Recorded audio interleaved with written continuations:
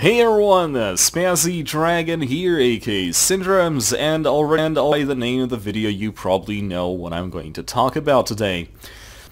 Alright, so meet the fucker drone, the same legendary repair ship who repaired that Valor from like 10% up to 100 before dying horribly. And the same kind of ship that repaired the LNS Harmony, or not LNS, but you know who I meant, and kept it alive during the engagement against multiple capital ships and even a bomber. Now, when those videos aired, it had the very unfortunate byproduct by many people going like, God, that ship is so amazing, why haven't we been using it for like forever? I'm gonna go make all of my factions ever I'm gonna put lights on it so it survives. No, stop. No, don't. There is a reason why this ship is not used. And first, you know, the reasons why those two videos are uploaded is because they're fun to watch, and I thought it would be interesting to upload. Believe me, these sort of engagements where a repair ship is so very good at what it does are not really all that common, and those are exceptions. And this video, I'm going to tell you why the repair ship in its current state on Discovery is terrible, and why you should not pilot it. At least, if you're, like, not intentionally. Right, so let's talk a little bit about the ship itself before I start talking why it's so useless in fleet battles and even just regular battles at all. Let's start with the very base armor. This thing has the base armor of a super heavy fighter while retaining the size of a gunboat. The shape of the ship actually does help us a little bit, and it provides us a lot of survivability just by being able to dodge. That, coupled with the fact that it actually turns faster than some larger freighters, really does help a lot, but that is really our only saving grace.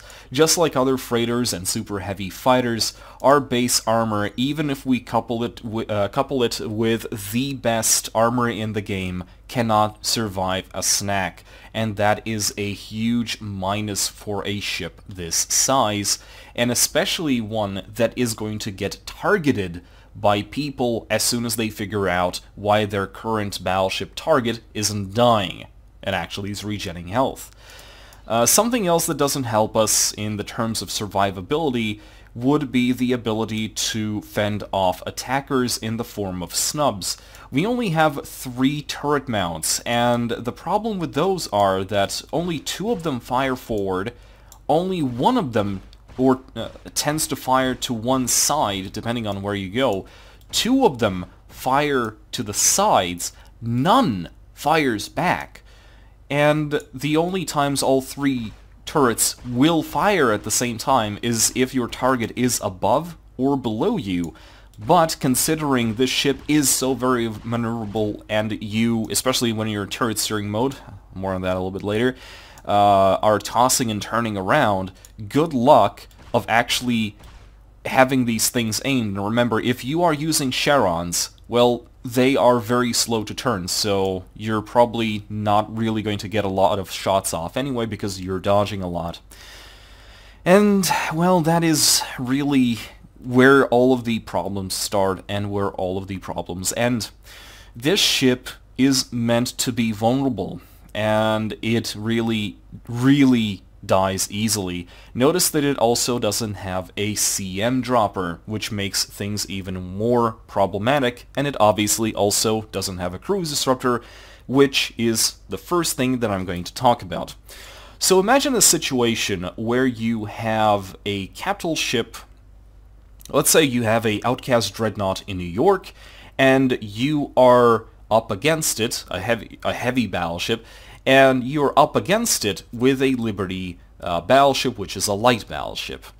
Now, you might think that, hey, if I have a repair ship on my side, I can out-tank it, I can out-kite it, and I can win the day. And yes, you can, but the problem is, you could have done the same thing if the player who was flying that repair ship simply got on a bomber or a other kind of cap. And the problem here is, not only you have to have, like in the situation where you have a repair ship and you're on a battleship and you are the only two people around, neither of you have a CD.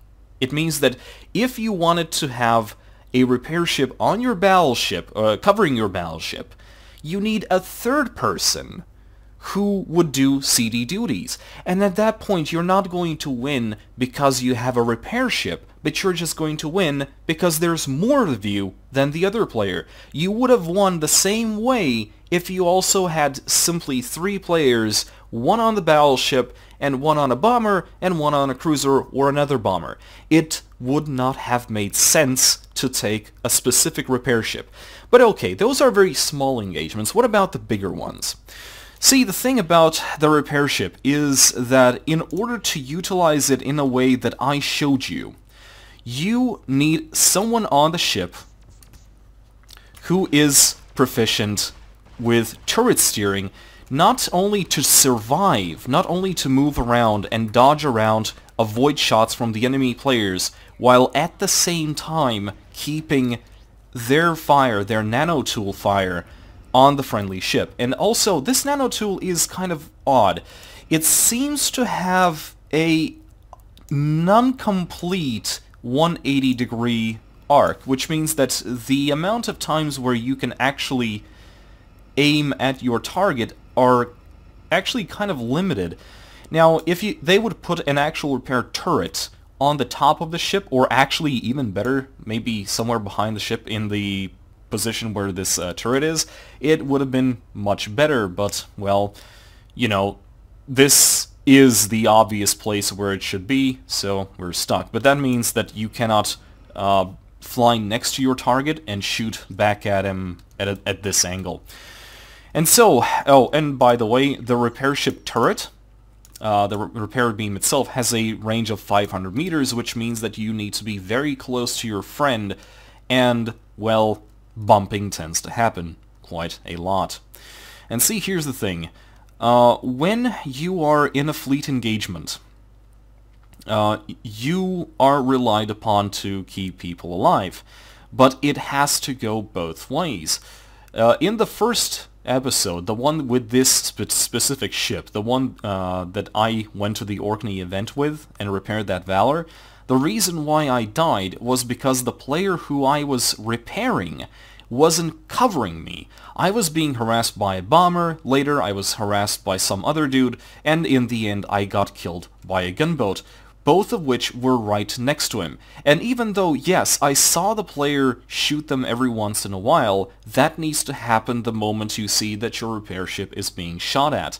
In other words, the repair ship is going to be useful only if you have voice communication. Because when you are in a battleship, when you're in an engagement, and you're shooting your target, often you are in first person. Well, your repair ship is somewhere off screen. You don't really see them. And unless the repair ship has the time to actually type out a help, and you can actually start helping them to get the people off their back, well, you're not shooting your target anymore. And that is something that a lot of players are just not capable of doing. They cannot stop shooting a priority target just because they, technically speaking, should be doing something else, even if it is as little as shooting at someone to get away from your repair ship. And that is my second point why the repair ship is so useless. Unless you're having a fleet engagement where you are directly talking to the player you are repairing, it is going to be very hard to do. You will notice in the second episode where I'm flying with Skorak, we're in the same TeamSpeak channel, and I can tell Skorak to specifically disable his shields so I can constantly repair. That also is very situational, and we were actually very lucky that the enemy players weren't using missiles. Missiles for a repair ship are terrible, because not only you need to have the shield constantly down, like they have to do the shields command to just disable their shield so I can constantly repair them. That means that if the enemy use missiles, they are going to hit. Every once in a while, it is going to hit. And at that point, the player is going to start losing guns. I cannot repair guns. I can only repair the hull.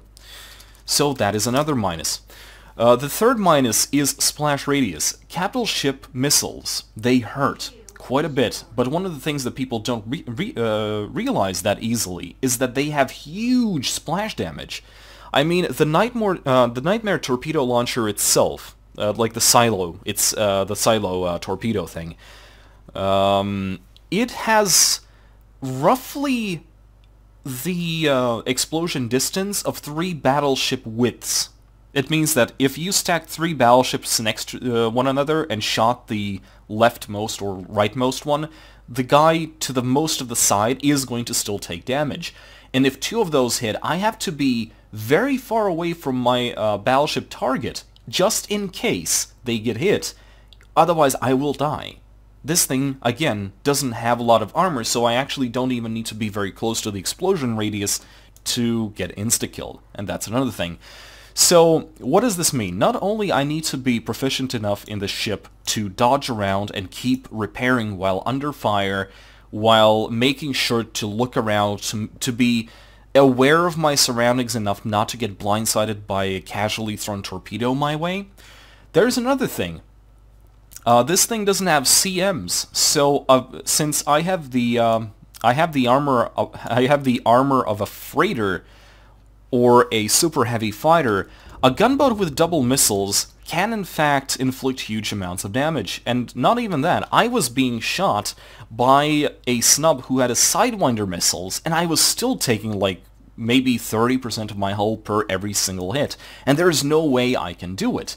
Add to that, that if my target, the target that I'm repairing, needs to use flaks, he is going to hit me, because I need to get away from them, and he has to specifically tell me, I need to flak that torpedo, no one is seating it, you need to get out of my way. Well, and that that doesn't always work. So, but the thing that really kills it, the thing that really kills the deal, is the player who needs to be flying the repair ship. The problem is, the player who gets to fly the repair ship competently, the person who can fly a repair ship competently, is someone who knows how to turret steer, someone who has the experience to not die in a ship like this, to be able to look around, to be able to coordinate with whoever they're flying with, and so on and so forth.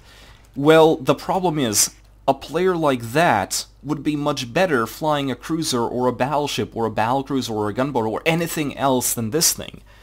A player like that would be much more beneficial to your side if you put them in a cap, not a repair ship.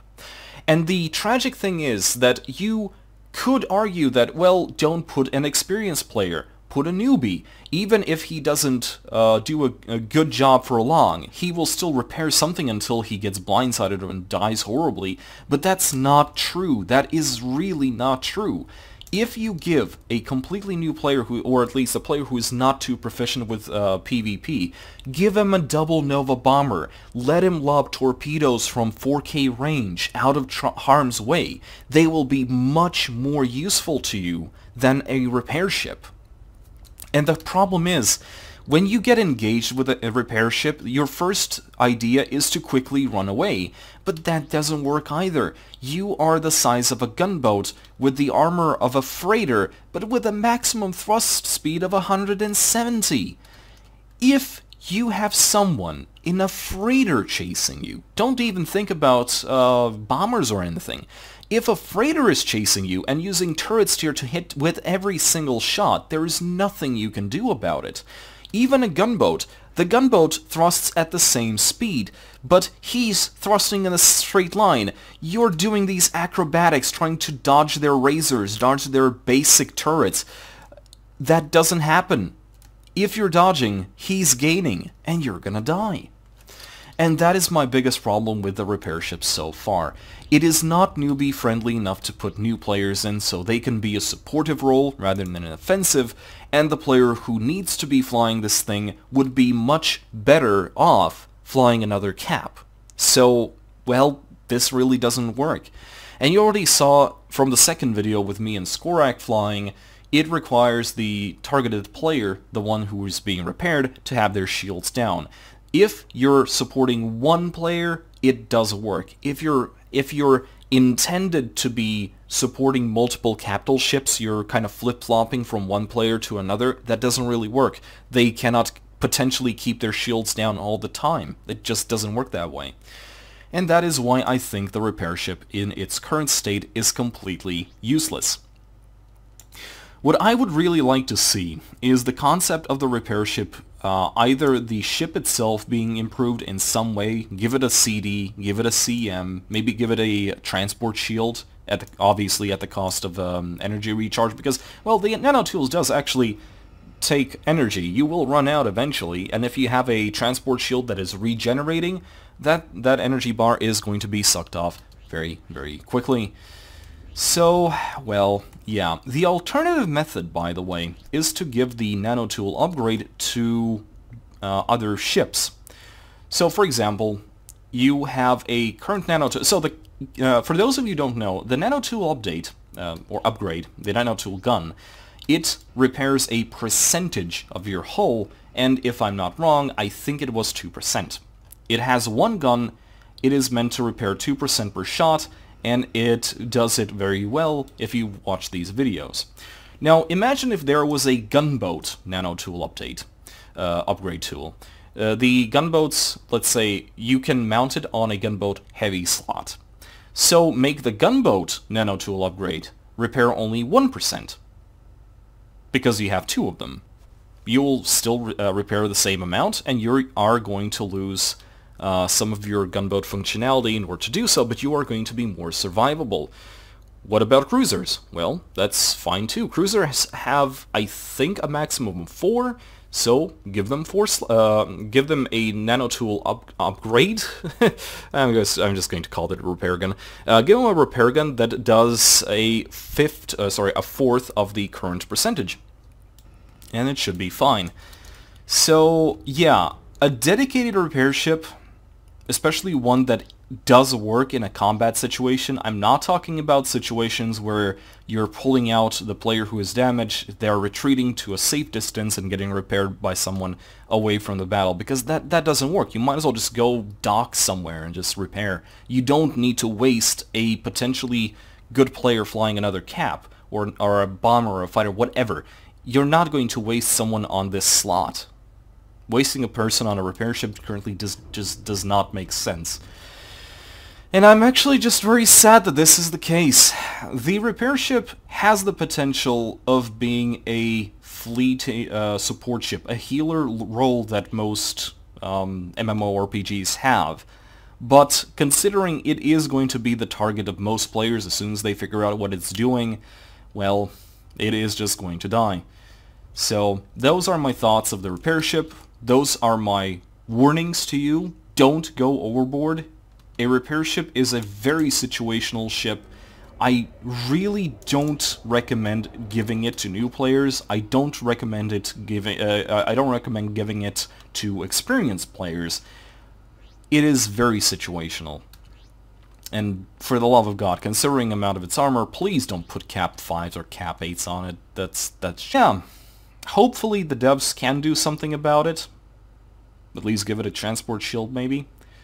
But there you go. Those are my warnings for you. Anyway, this was Spazzy Dragon, aka Syndromes. Hope you liked this video, and, well, good luck out there.